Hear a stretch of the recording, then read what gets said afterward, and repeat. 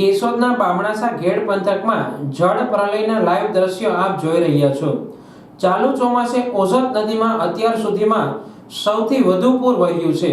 પ્રથમ પૂર બાદ ખેતરોમાં વધુ 1 ફૂટ ઊંચાઈ પર પાણી વહી રહ્યા છે। ઓઝત નદીમાં વધતા જતા પ્રવાહના સમાચાર સાંભળી ખેડૂતો સુરક્ષિત મકાનો સુધી દોડી આવી આશરો લીધો હતો।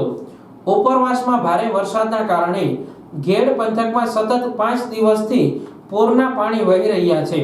હવે પાક નહીં જીવ કેમ બચાવવો તેની ખેડૂતોને ચિંતા પેસી ગઈ છે।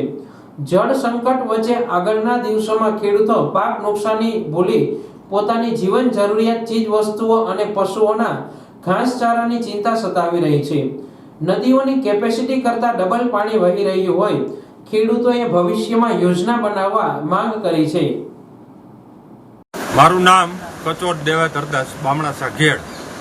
આજે ઓઝત નદીમાં વધુમાં વધુ આ વર્ષનું પૂર આવતા પ્રવાહ અતિશય વધી ગયો છે। પ્રવાહ વધતા અમે તમામ ખેડૂતો ચાવસત રૂપે અમે મેળી ઉપર ચડી ગયા છીએ। આ પ્રવાહની અંદર જો કંઈ પણ જાય તો અત્યારે કંઈ નીચે જવાય એવી પરિસ્થિતિ નથી। ઉપરવાસમાં ભારે વરસાદને કારણે સતત 5 દિવસથી પાણી વહ્યા છે। આજે અમને નુકસાનીની કોઈ તકલીફ નથી, પણ અમારે જીવ બચાવવો એ એક અમારી આજ સુરક્ષાની દ્રષ્ટિએ અમને વધારે પડતું વિશેષ લાગે છે। એટલે તંત્રને મારી નમ્ર અપીલ છે કે આના પૂર સંરક્ષણ દિવાલો બનાવે, આ પાણીને અન્ય જગ્યાએ ક્યાં ડાયવર્ટ થતું હોય તો થોડું ઘણું કરે। જૂના જમાનામાં થતું એવા પણ સમાચાર છે।